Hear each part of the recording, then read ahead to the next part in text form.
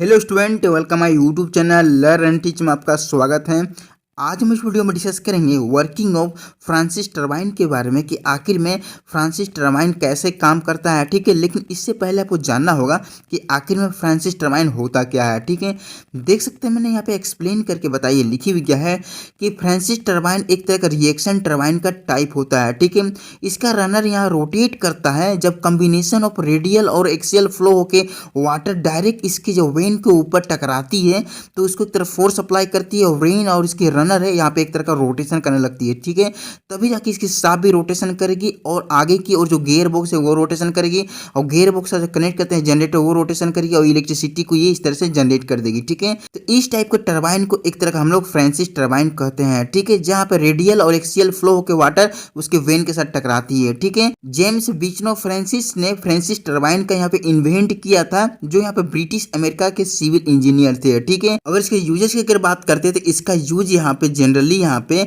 Electricity को generate करने के लिए इसका उपयोग किया जाता है। और कहाँ पे उपयोग करते हैं, कोई भी मीडियम और लार्ज स्केल वाली जो हाइड्रो इलेक्ट्रिक पावर प्लांट होते हैं उसका उपयोग यहाँ पे करते हैं, जहाँ पे कोई भी वाटर के बहते हुए वाटर के सहयोग से इलेक्ट्रिसिटी को जनरेट करने का काम करता है। ठीक है, और ये जो टरबाइन होती है इसकी जो वाटर जो हेड होती है कम से कम 2 मीटर होती है, मतलब 2 मीटर तक ये कम से कम गहरी पानी में डूबी रहेगी तब भी वहाँ इलेक्ट्रिसिटी को जनरेट कर देगी। ठीक है, और मैक्सिमम ये अगर 300 मीटर तक हाईएस्ट अगर डूबी रहेगी वहाँ भी इलेक्ट्रिसिटी को ये काफ़ी अच्छी तरीके से जनरेट कर देगी। ठीक है, तो चलिए अब समझते हैं इसका कंस्ट्रक्शन के बारे में कि आखिर में फ्रांसिस टरबाइन कैसे बना होता है। ठीक है, कौन कौन पार्ट है, कंपोनेंट के क्या क्या नाम होते हैं। ठीक है, देखिए सबसे पहले क्या है, इसे बनाने के लिए एक यहाँ पे रनर की आवश्यकता पड़ती है। ठीक है, इसको एक तरह का रनर भी बोल सकते हैं, आप इसे रोटर भी बोल सकते हैं। ठीक है, और ये जो रनर होती है इसके बीच में एक तरह का रनर वेन लगी होती है, इसको एक तरह का रनर वेन बोलेंगे। ठीक है, और ये जो रनर और रनर जो वेन है इसको अगर आप साइड व्यू से देखिएगा तो आपके सामने कुछ ऐसा नजर आएगी। देखिए कुछ ऐसा होती है। ठीक है, दो टाइप की आपको साइड व्यू नजर आ रही है। ठीक है, इसके ऊपर एक तरह का गाइड व्हील लगाया जाता है और गाइड व्हील के ऊपर यहाँ पर गाइड वेन लगी होती है।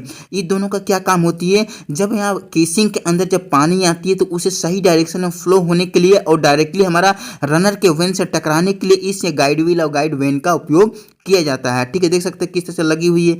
अब क्या होती है, रनर को यहाँ पर रोटेशन करने के लिए अपने सही जगह पे और इसकी पावर को आउटपुट निकालने के लिए यहाँ पे एक शाफ्ट का उपयोग करते हैं। ठीक है, इसको बोलेंगे एक तरह का शाफ्ट। ठीक है, जो यहाँ पर रनर को रोटेशन भी करती है और इसके सहयोग से हमारा जो पावर है आउटपुट होती है। ठीक है, अब क्या होती है, इसको बढ़िया तरीके से केसिंग कर दी जाती है जिसको हम लोग स्क्रोल केसिंग बोलेंगे। ठीक है, देख सकते हैं किस तरह से यहाँ पे इसे केसिंग कर दी जाती है। ठीक है, अब क्या होती है, ये केसिंग को अगर आप साइड व्यू से देखिएगा तो कुछ आपके सामने ऐसा नजर आएगा। देखिए कुछ ऐसा हो रहा है और यहाँ पे आपकी रनर और रनर वैन लगी हुई है नीचे में। ठीक है, अब क्या होती है, ये जो हमारा जो स्क्रोल केसिंग है यहाँ पे एक तरह का water inlet from penstock होती है, मतलब इसके अंदर जो पेन स्टॉक में जो पाइप लगी होती है जिसके अंदर वाटर यहाँ पे इनलेट होती है, मीन जाती है, इसके अंदर घुसती है जो हमारा केसिंग के अंदर। ठीक है, तो इस तरह से इसकी पूरी कंस्ट्रक्शन हो जाती है। ठीक है, अब समझते हैं इसका वर्किंग के बारे में कि आखिर में फ्रांसिस टरबाइन कैसे वर्क करता है, आखिर में किस तरह से यहाँ पे इलेक्ट्रिसिटी को जनरेट करता है, ये चीज को समझते हैं।